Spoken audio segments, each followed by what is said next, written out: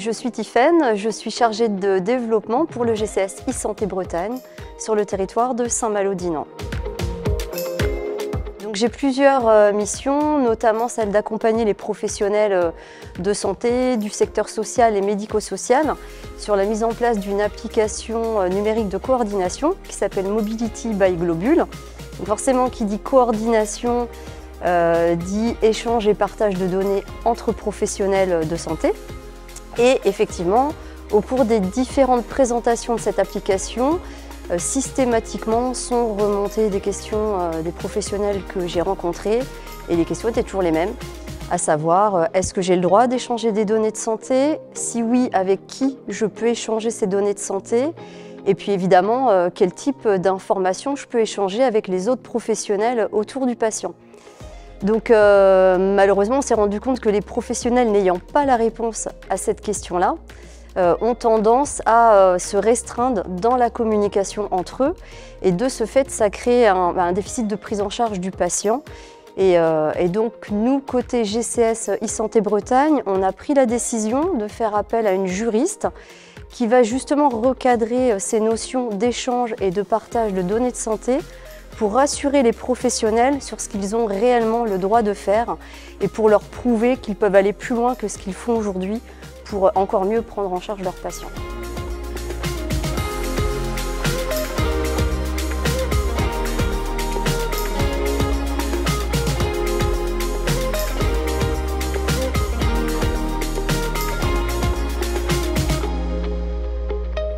Pour expliciter la différence entre les notions de partage et d'échange de données de santé, il convient de bien définir chacune de ces notions.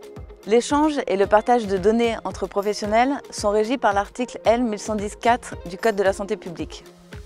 Cet article définit l'échange comme un flux de données visant à communiquer des données de santé à un destinataire clairement identifié. Le critère de la définition est donc celui du destinataire clairement identifié, que l'on ne retrouve pas dans la notion de partage. Il s'agit par exemple de l'envoi d'un email par messagerie sécurisée, d'un envoi par fax ou même d'un appel téléphonique. Cet article définit également le partage de données de santé comme la mise à disposition de plusieurs professionnels de santé fondés à les connaître des données de santé utiles à la coordination, à la continuité des soins dans l'intérêt de la personne prise en charge. Les critères de cette définition sont au nombre de 3. On a d'abord des informations qui doivent concerner une seule et même personne. Ensuite, on a des informations qui doivent être strictement nécessaires à la coordination ou à la continuité des soins ou à un suivi médico-social et social. Enfin, on doit être en présence de professionnels qui participent tous à la prise en charge du patient. Il va s'agir par exemple des informations disponibles dans le dossier pharmaceutique, dans le DMP ou dans les dossiers de réseau de santé. Le partage se distingue ainsi clairement de l'échange en ce qu'il vise à mettre à la disposition de plusieurs professionnels et non pas d'un seul, fondés à les connaître, de données de santé utiles à cette prise en charge du patient. À cette question, le Code de la santé publique apporte une réponse. Il s'agit en particulier de l'article R 1110-2 du Code de la santé publique qui prévoit 2 catégories de professionnels pouvant échanger ou partager des informations concernant la personne prise en charge. D'abord, on retrouve les professionnels de santé qui sont mentionnés à la 4e partie du Code de la santé publique, quels que soient les modes d'exercice. Il s'agit des médecins, des chirurgiens dentistes, des sages-femmes, des infirmiers, des professions de masseurs-kinésithérapeutes ou encore des diététiciens ou des aides-soignants. Ensuite, on retrouve les professionnels relevant des sous-catégories suivantes.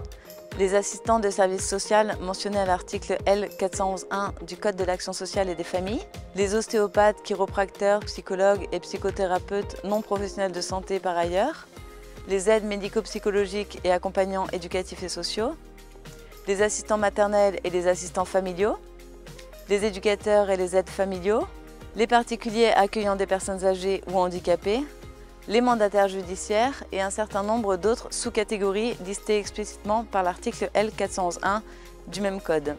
Les professionnels ne faisant pas partie de ces 2 articles ne peuvent pas échanger ou traiter des données de santé.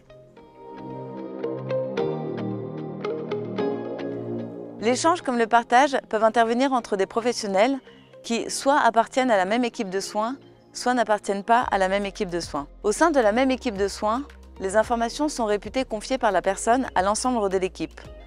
La personne devra être informée de la possibilité d'un tel échange et être en mesure d'exercer son droit d'opposition. C'est ce qu'on appelle l'accord implicite. Le partage entre professionnels de santé ne faisant pas partie de la même équipe de soins a une autre règle. Les informations doivent être nécessaires à la prise en charge d'une personne, dans les mêmes conditions et avec le consentement préalable de cette personne. C'est ici un consentement express qui est exigé. Je suis Peggy Gauthier, infirmière libérale sur Saint-Malo depuis 10 ans. Donc cette réunion m'a permis en fait de réactualiser mes informations concernant le cadre légal de l'utilisation de cet outil, d'avoir quelques éclaircissements par rapport aux différents interlocuteurs et à la délivrance des informations. C'était, pour dire vulgairement, une petite piqûre de rappel aussi par rapport au cadre légal. J'ai trouvé que l'avocate était très claire. Tous les éléments qu'elle a apportés ont été tous pertinents. De nouvelles informations qui sont utiles mais difficilement réalisables dans la réalité, qui vont permettre peut-être d'évoluer dans le sens de plus de rigueur.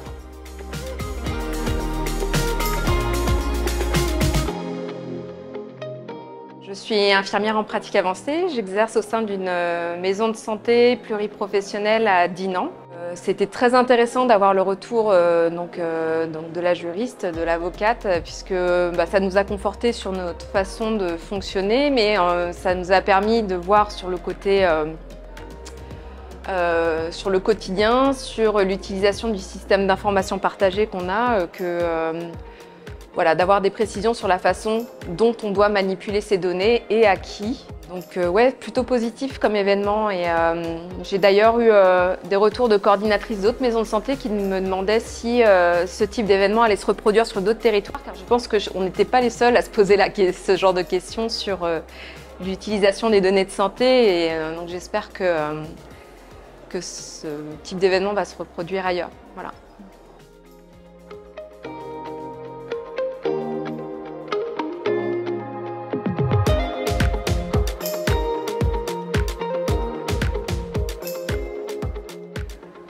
Guillaume Bonenfant, je suis le DSI du GHT Rance Émeraude, également directeur de l'innovation.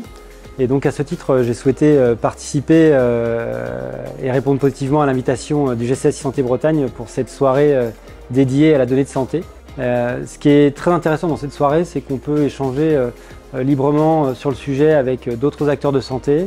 Et on voit que les questions sont pour les mêmes, pour tous les mêmes. Ça tourne surtout à comment réussir à échanger dans un contexte sécurisé, permettant le respect du réglementaire et la vie privée des patients.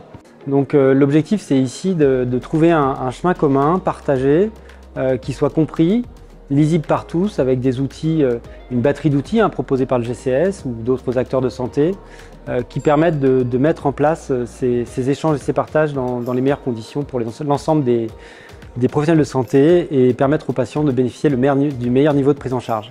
Voilà. Donc j'étais très heureux de profiter de ces échanges ce soir.